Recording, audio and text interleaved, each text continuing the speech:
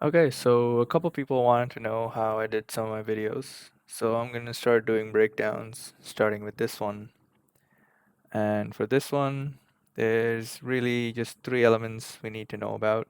One is how to make the ocean loop infinitely. Two is how to make the camera and the car float on the ocean. And three is basically how the texture is done for the ocean and also the background. Let's get started. Okay, so here I pulled up the original Blender file for that video. And first up, we're going to go on how to loop the ocean. Step one is to add a plane. Here we have, you can see, a tiny little plane. And then onto that plane, we add an ocean modifier, and it becomes about yay big. For the ocean I have there, the blue one, I have repeat X and Y. So that's one ocean modifier. And you can do you can mess with these settings however you want. And then what you have to do is, since we want this ocean to loop pretty much perfectly, it has to be seamless. Go to keyframe 0, put your scale to 0, keyframe that, go to keyframe 240, put your scale to 2 or 1, depending on how deep you want your ocean to look, keyframe that, done. And for time, we do kind of the same thing. Let me see how I did it here. So this one, time goes from 1 to 10, and the other one goes from 10 to 20. Looks good. So here we go. Time, yeah. Keyframe that. Go to the end. 10. Keyframe that. You see it does the wave, but it's not a seamless loop right now because get to the end, it's just go boop, flat again. So now we gotta do is duplicate this. And here, see how this goes to 10? We want this one to start at 10. So time 10, keyframe that, and then it goes to 20. Keyframe that. And on the scale, we want it to zero out towards the end. Keyframe that. And we want it to start at 2. So just stupidly massive like the first one was. And now if you look, pretty much keeps the shape. Does flatten out here a bit. Ooh, I goofed somewhere. Where did I goof? Oh yeah. So this is generate. That means it adds what are those called? It adds stuff. Whatever. It generates the ocean. But for this one, we want it to displace the ocean because we've already generated the size of the ocean that we want. And now, to get the car and the camera floating, I'm actually not going to teach you those two. If you just go on YouTube and type in ocean floating blender, there's a billion tutorials on that one. And this one, making a bottle float, is the one I followed originally. It's a good 25 minutes. He goes through all the details you would need to know on how to make something float on an ocean in Blender. So go follow that tutorial, come back. I'll put a link in the description or a card or something, and then you can follow along after. Alrighty, step 3, getting the shading. Let's swap on into the shading port, see what it looks like. Alright, so this is what we want it to look like. But starting out, let's see what it would look like. Just gonna grab a principled shader. Alright, nice and white. And okay, we'll leave that alone for a bit. Oh yeah, I run all these in cycles because I like cycles. Put adaptive sampling on. Cycles looks really good when you have reflections going on, or refractions, or anything that goes through water, and anything you want to see reflections on. Cycles is the way to go. Okay, so this is where I would start at. Okay, so we want to go to world and add shader, chuck in a background shader. I think it usually comes with this one, so you don't really need that. What you really need is a image texture shader, yeah, this. And you go open, space. Find your image texture that's full of space stuff. Maybe not this one. HDR. Okay. Yeah.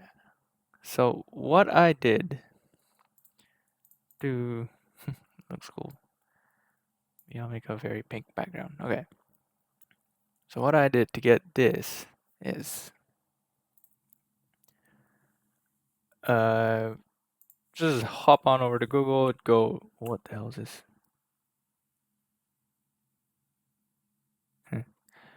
Go NASA. Wow, okay.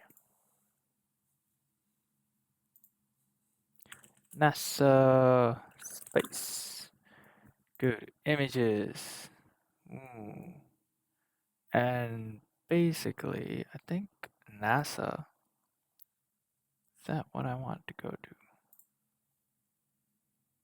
Yeah, so Hubble Space NASA basically has a whole bunch of pictures of deep space, and they look amazing. So what I did was grabbed a whole bunch of these pictures, threw them all into Photoshop, and basically made. Ooh, that looks nice. I don't know why those aren't in here. Okay, that one not so nice. I just made my own giant HDRI of NASA space stuff. Ooh, ooh. Okay. Oops. Now how do I get rid of this one? Yeah. So that's what you'd want to do. Holy crap! Wait, what? That looks even better the other way. Okay, but anyways, that's what I did. That's how I got this HDRI going, and this is the exact same. Oof, um, the exact same texture that I'm using for the water too. This is interesting. What is this? Okay, let's ignore that. Okay. So what's special about this water texture is it's all the same stuff. Same stars.psd, same thing you saw here. You know, I messed around with the location a bit just to get this glowy bit of stars to show up exactly where the car is. Okay?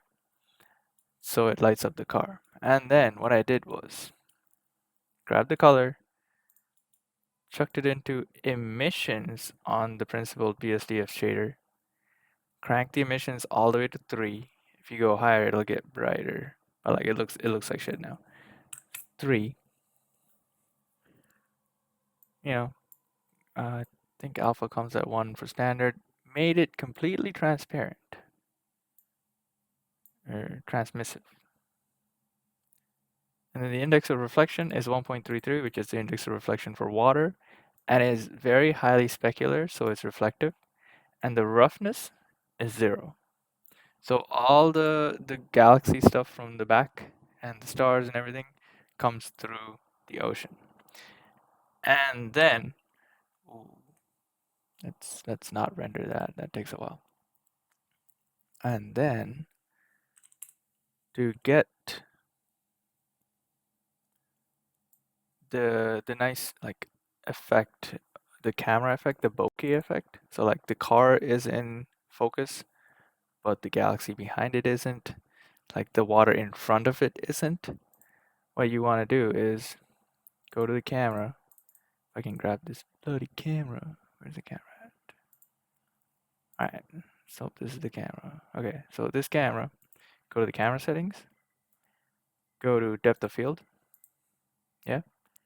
Put a focus object. Right now, my focus object is the car. So we get this little dropper. Boom. Focus object is the car. Done. It's focusing on that. F-stop. This is the important part.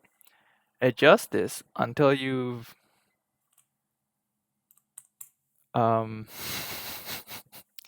this is overdoing it. Adjust it basically until you've reached your preferred level of focus. So like now everything is completely blown out of focus because I put it to basically 0. 0 0.0, 0 0.1 would, yeah. See now it looks a bit more blurry than before, but not as blurry. Okay, so there's 2 trade-offs in f-stop/aperture/bokeh.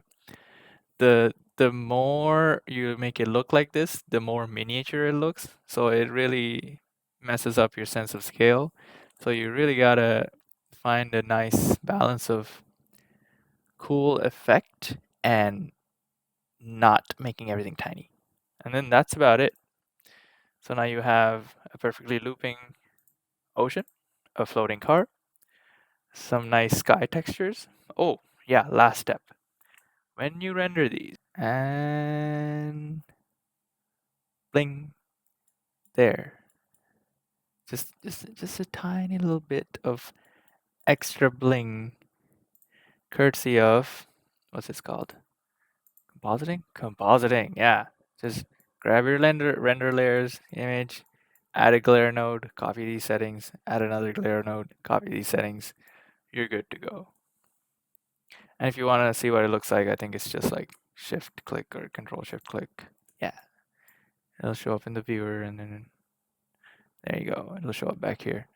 So if you make this low or something, it'll take a while to reprocess it and it'll glow a bit more. Or streaks, let's say you make your fade ridiculously high. Boom. Ugly as hell, but whatever. Whatever floats your boat.